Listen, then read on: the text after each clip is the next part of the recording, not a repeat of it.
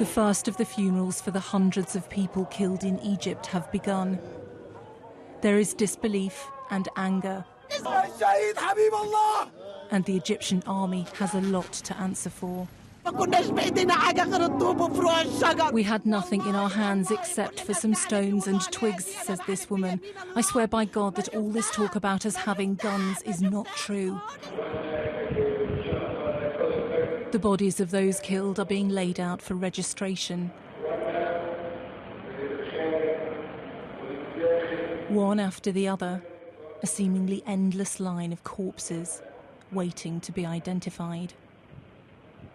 For grieving relatives trying to find their loved ones, it's an unimaginable task.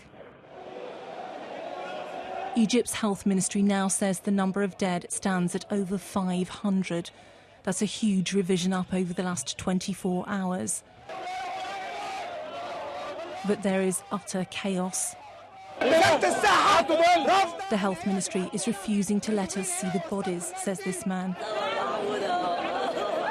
Angry supporters of the ousted President Mohamed Morsi believe the army's attempt to wipe out his supporters has cost over 1,000 lives. I pray to God Almighty to stop the bloodshed. This is what it looks like the day after the army moved in to clear Morsi supporters in Cairo. It really is the aftermath of a war zone. The military pledged to systematically dismantle the protest camps, and it succeeded with seemingly merciless determination. But after years in the wilderness, the Muslim Brotherhood says it will not be forced back underground.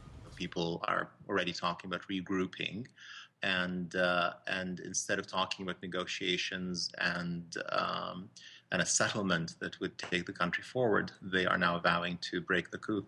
Stamping out the Muslim Brotherhood risks international condemnation, but the army is banking on the popular support of those who backed their coup 6 weeks ago.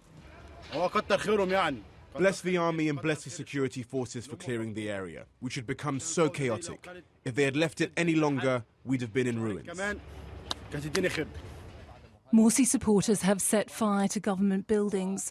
This was Giza on the outskirts of Cairo.